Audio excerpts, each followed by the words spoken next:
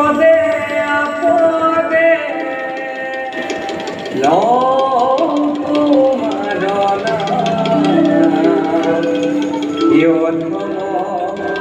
করিবু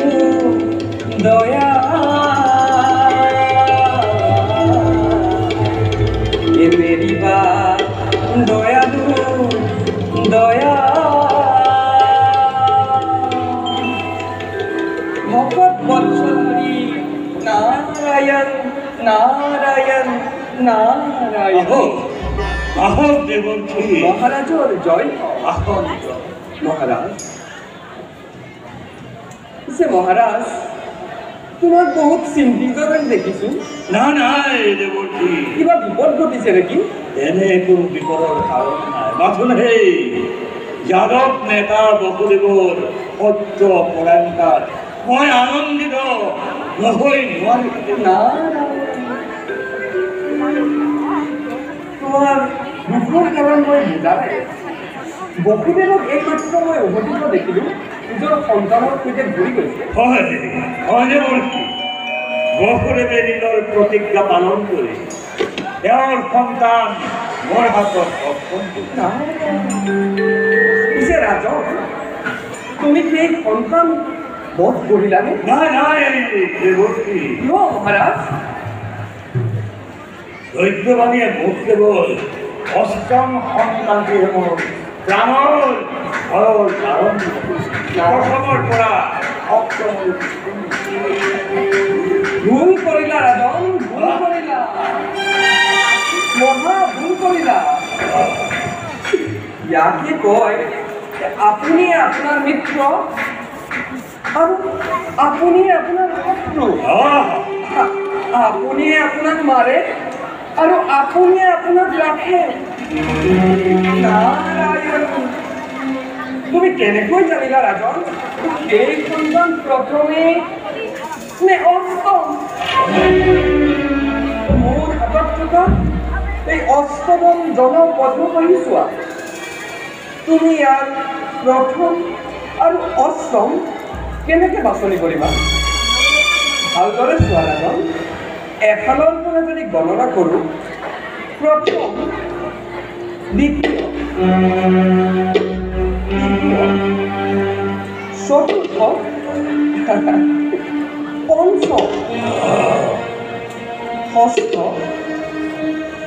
সপ্তম আৰু ৰাজন অষ্টম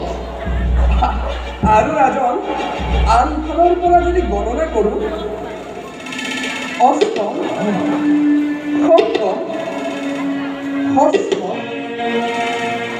পঞ্চম ৰাজন চতুৰ্থ তৃতীয় দ্বিতীয় আৰু ৰাজন প্ৰথমেই অষ্টম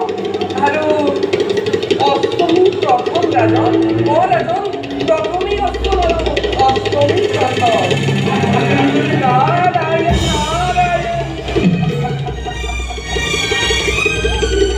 ভালদৰে চোৱা ৰাজন ভালদৰে চোৱা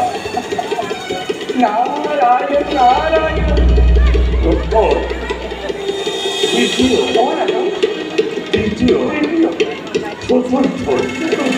পঞ্চম সপ্তম আৰু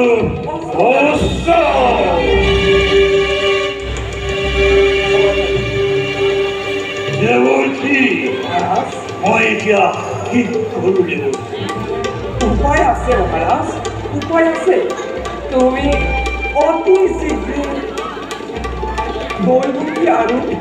বসুদেৱক বন্দী কৰি আনি কাৰাগাৰত বন্দী কৰি ৰাখা আৰু এনেকুৱা প্ৰহৰাৰ ব্যৱস্থা কৰা যাতে সন্তান জন্ম হোৱাৰ লগে লগে তুমি সন্তান বধ কৰিব পাৰা মই বিদায় মাজিলো ৰাজন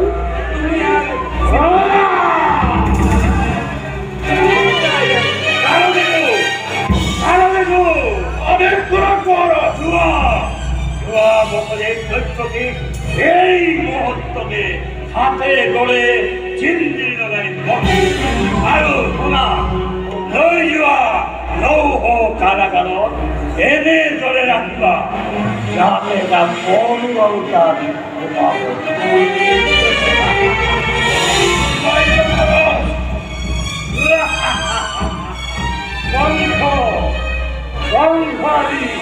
মথুৰাৰ নিস্তাৰ